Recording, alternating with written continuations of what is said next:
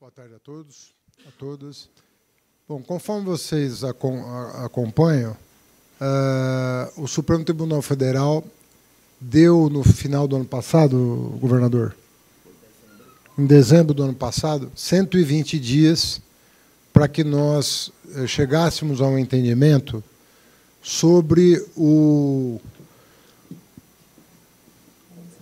litígio que se estabeleceu entre o governo Bolsonaro e os governadores no ano passado em relação ao ICMS sobre combustíveis, uma vez que a lei aprovada pelo Congresso previa uma reparação, né?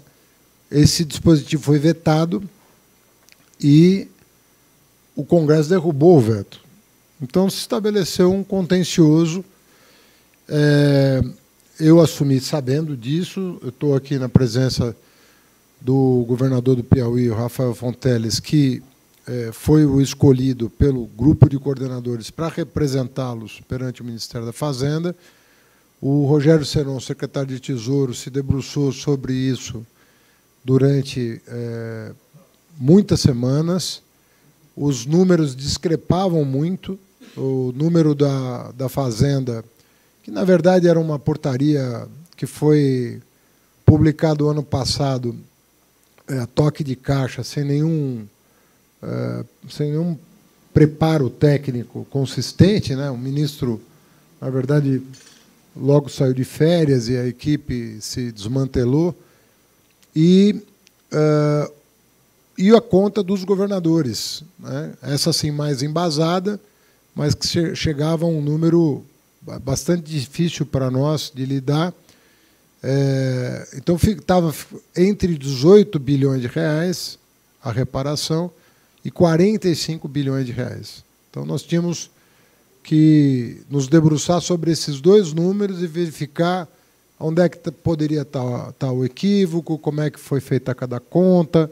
E nós estamos falando de 26 estados e do Distrito Federal. Então, estamos falando dos 27 unidades da federação, cada uma com o seu ponto de vista, porque a reparação era em função da realidade estado por estado.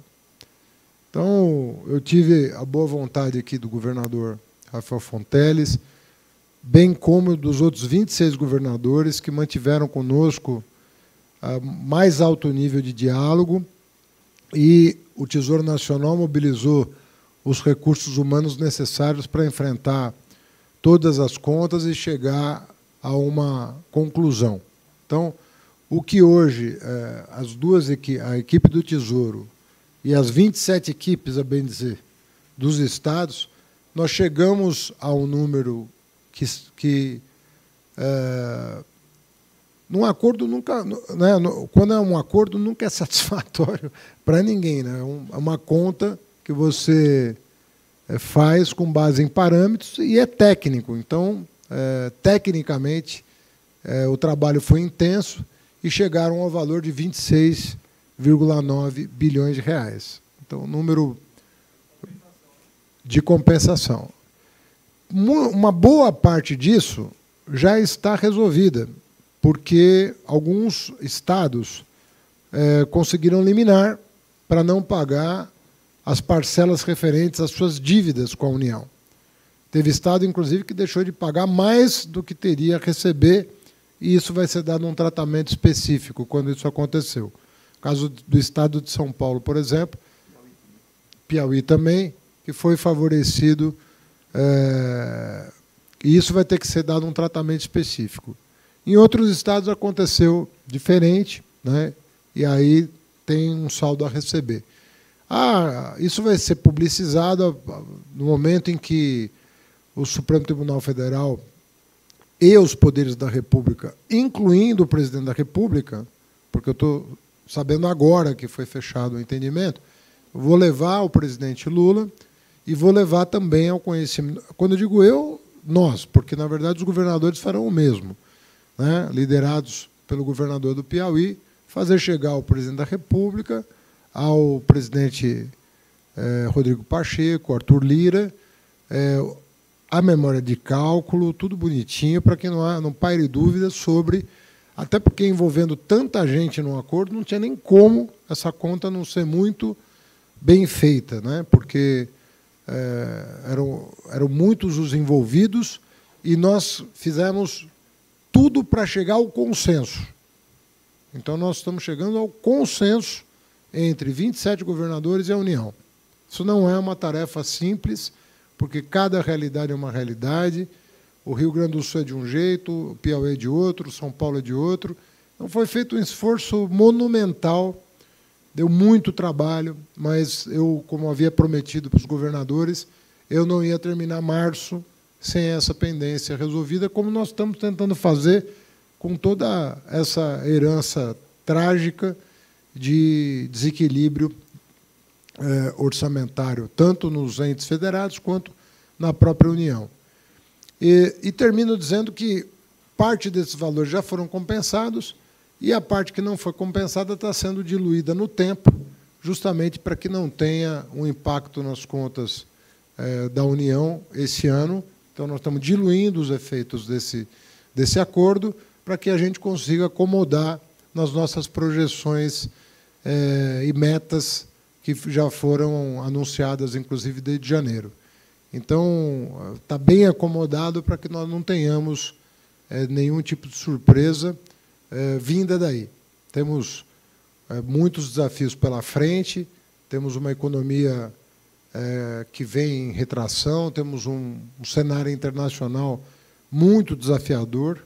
Hoje está um dia muito tenso no mundo, então tem muitas coisas que têm que ser observadas.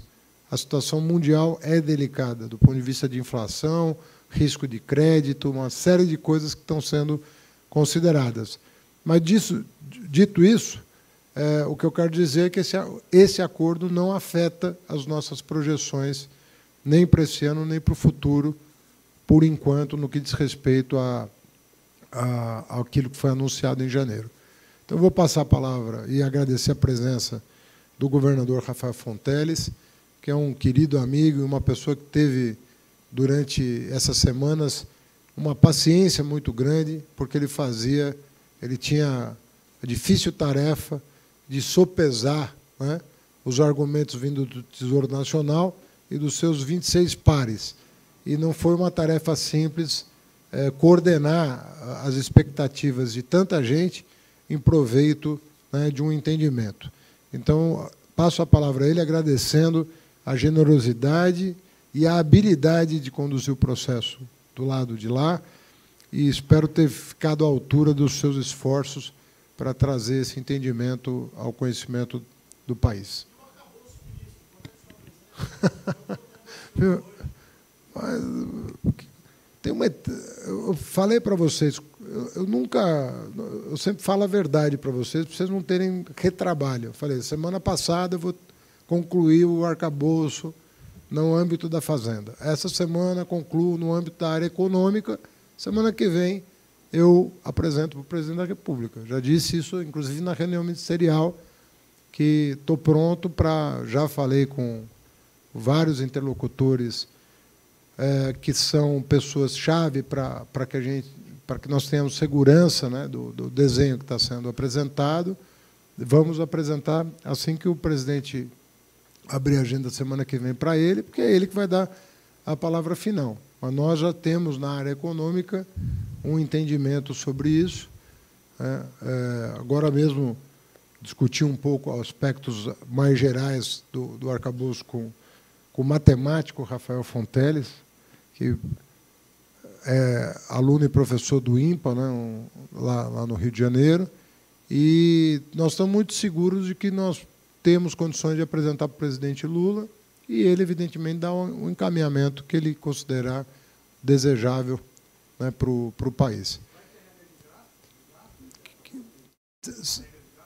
Eu não estou adiantando nada agora, porque não seria nem delicado, eu não tendo falado com o presidente ainda, depois que ele tomar conhecimento, aí eu fico à vontade para falar com vocês, de forma mais segura, para não passar informações incompletas. Isso mexe com humores, faz pessoas ganhar dinheiro, outras perder dinheiro, eu não estou querendo prejudicar ninguém. Por isso que o zelo com a informação ele tem que ser tomado, sobretudo, da autoridade econômica, porque se eu não tiver zelo com isso, eu vou estar prejudicando alguém, né, e desnecessariamente. Assim que ele tomar conhecimento, aí sim nós vamos abrir uma discussão, que, aliás, vocês sabem, isso vai depender de lei complementar, então não tem como, vai passar pelo Congresso Nacional, pelas duas casas, com um quórum qualificado, é uma discussão bastante... A regra não é... A regra é simples, mas assim, ela tem uma dinâmica própria e ela vai passar pelo escrutínio do Congresso. Então, nós temos que ter cautela e procurar respeitar o trâmite para não prejudicar ninguém.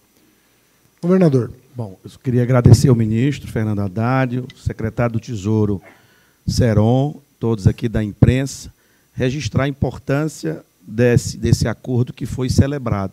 Como disse o ministro, não foi algo simples, porque eram 27 situações distintas, não é? E ainda tinha que combinar com a situação fiscal da União. Mas eu queria aqui agradecer o esforço e a compreensão dos 27 governadores.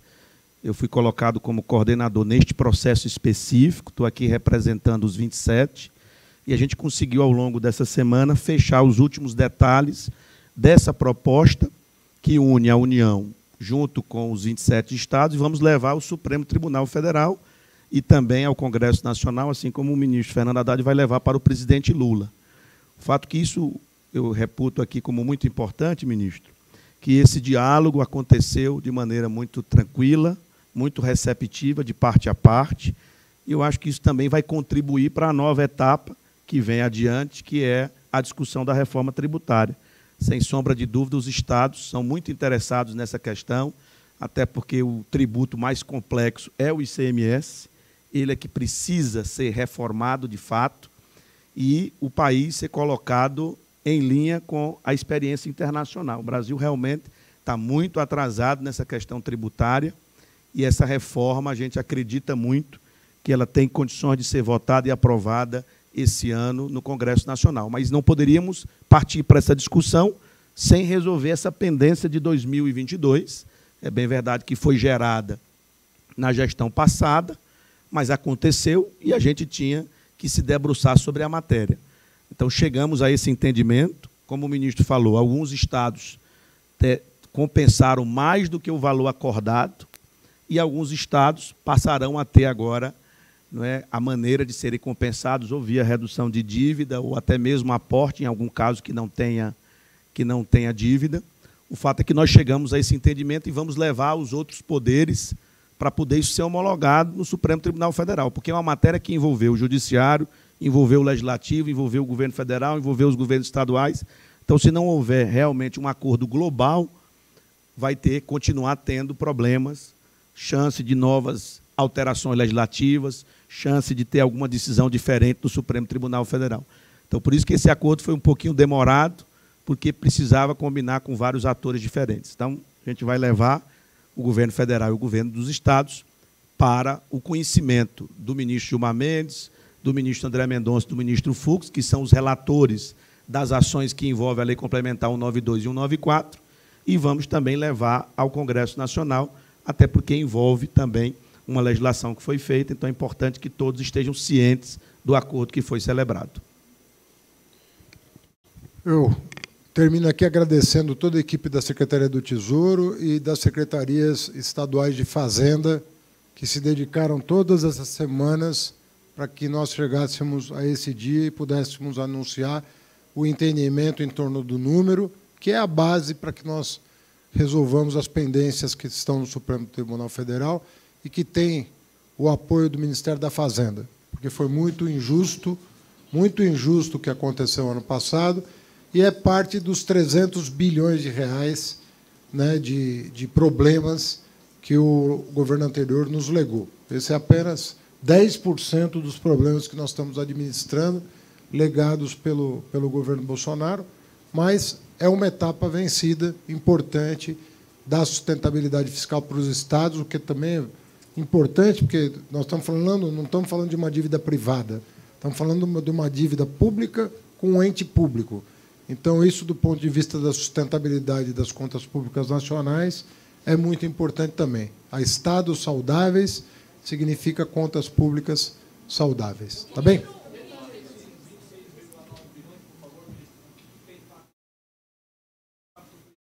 O impacto esse ano é de 4, Serão? Depois vocês vão ter acesso a toda as planilhas. Vai fazer circular, mas o impacto esse ano, Serão, que é o mais importante. O impacto, assim, ele vai estar diluído ao longo dos próximos, deste ano em mais 3, né, até 2026. Ele virá via abatimento de dívida, né, para aqueles estados que possuem dívida com a União. E, em alguns casos, eles têm estados que não têm dívida ou têm uma dívida muito pequena e ocorrerá aportes nesses casos. Então, o total de compensação para 2023 deve ficar da ordem de 4 bilhões e o restante sendo diluído ao longo dos próximos exercícios. Lembrando mas nós vamos circular... Isso, mas nós vamos circular essa informação assim que terminar aqui a coletiva. Acho que tem um material preparado aí pela equipe do Chico, a equipe de comunicação, e isso vai ser circulado para vocês com detalhes. Aí ele detalha no comunicado, fica mais preciso. Tem vários regramentos, não vou ter que ficar falando todos os detalhes aqui, e vocês vão receber. Então, isso nós vamos ao Supremo Tribunal Federal discutir, mas, conforme eu disse, eu vou levar ao conhecimento dos presidentes do Senado e da Câmara, porque, afinal de contas, foi, até por respeito ao Poder Legislativo, como foi aprovado lá, é importante que eles tenham conhecimento que existe essa questão ainda a ser discutida. Não obstante isso, os estados já têm uma decisão preliminar sobre mudar a forma de cobrança para a ADREM. Na verdade, ministro, é uma decisão do ministro André Mendonça, que já determinou também que, em 120 dias, se fizesse o ADREM também da gasolina, e não apenas do diesel e dos outros combustíveis, como já foi feito. Isso está sendo debatido dentro do âmbito do Concefaz. Então, qualquer que seja a decisão sobre essencialidade, o ADREM contempla muito o que a Fazenda recomendava desde sempre. Aliás, não é de agora que se estabelece, não é de agora que essa proposição foi feita. Há muitos anos se discute o ADREM dos combustíveis, né? E agora, assim como foi feito com o diesel, vai ser feito com a gasolina, o que significa que qualquer que seja a variação do preço do petróleo, né, isso não vai afetar a alíquota fixa que é cobrada por essa sistemática, o que é muito melhor e mais justo com o contribuinte. Então, a essencialidade ela perde um pouco vamos dizer, a importância que tinha a partir dessa decisão do CONFAS de estabelecer o mesmo critério de cobrança. Tá bom? Obrigado.